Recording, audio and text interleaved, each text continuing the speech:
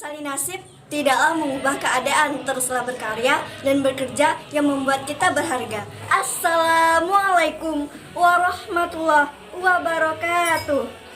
Alhamdulillahilladzi hadana lihadza wa ma kunna linahtadiya laula an hadanallah.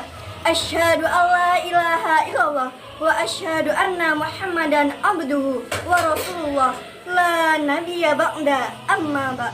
Hai sahabat-sahabati, perkenalkan nama saya Nutfatin Abiadah dari Rayon Abdurrahman Wahid, Komisariat UIN Wali Songo, Semarang. Sebelumnya, saya mengucapkan banyak terima kasih kepada PJ saya yang telah mengkoordinir kegiatan ini secara baik dan lancar. Tentunya ada fasilitator yang memberikan arahan dan masukan yang sangat berharga, serta sahabat-sahabatiku yang sangat antusias dalam mengikuti virtual PKD 2020 ini. I need you like the heart needs you a bit. Yes. Need you like the heart needs a bit. Tentang korelasi paradigma PMII dalam tataran mahasiswa. Ngomong-ngomong paradigma, ngerti nggak sih apa itu paradigma? Nah, paradigma merupakan suatu hal yang vital bagi pergerakan organisasi.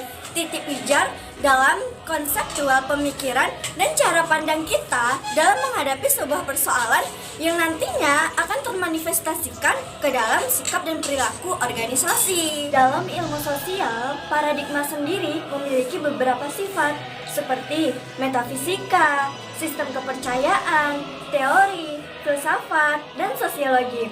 Paradigma merupakan suatu hal yang sangat fundamental. Lalu, paradigma itu apa hanya satu? Dari masa ke masa berubah atau enggak sih? Nah, jawabannya dari masa ke masa itu berubah. Tiap tahunnya, paradigma itu selalu berubah-ubah. Melihat dari sejarah, Indonesia belum memiliki paradigma. Kenapa? Nah, pada saat itu Indonesia hanya fokus kepada pemberantasan dan kemerdekaan. Namun, beberapa tahun kemudian muncullah si paradigma. Yang pertama, adanya paradigma arus balik masyarakat pinggiran yang disingkat dengan ABMP. Nah, pada saat ini dipimpin oleh Muhaimin Iskandar yang kita kenal sekarang Caimin pada tahun 1994 sampai 1997.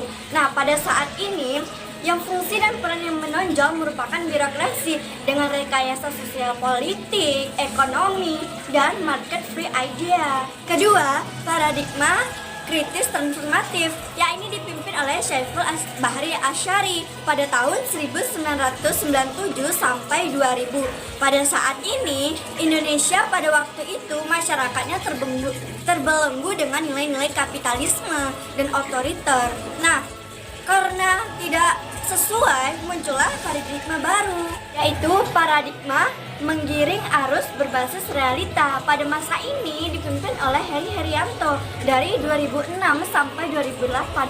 Nah, disinilah perkembangan teknologi mulai ada, serta pada kali ini melakukan perlawanan secara kapitalisme yang dibilang barbar, tapi tidak sefrontal pada gerakan 98. Lalu, adakah paradigma yang paling bagus? Tidak, itu sangat tidak ada. Karena pada saat itu tidak ada, tak ketahui bahwa ada 5 tahun space antara paradigma yang kedua dengan paradigma yang ketiga.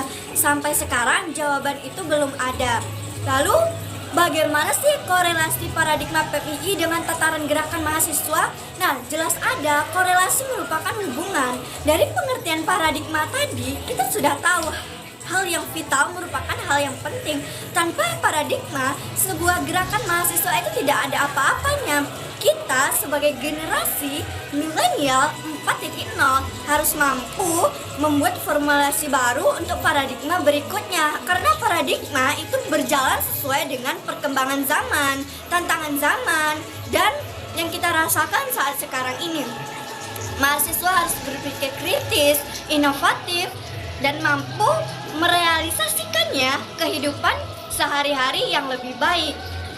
Nah, jadi sudah mengerti kan bagaimana korelasi atau hubungan paradigma PMII dengan tataran gerakan mahasiswa. Karena antara paradigma dan tataran gerakan mahasiswa merupakan satu kesatuan yang utuh yang tidak bisa dipisahkan. Kesimpulannya adalah paradigma sangatlah penting dan korelasi itu sangat-sangat penting. Sama kayak aku, tanpa kamu nggak ada apa-apanya kan? Yeah, it's a one that can be the next. It's one for you guys. See you. Salam pergerakan.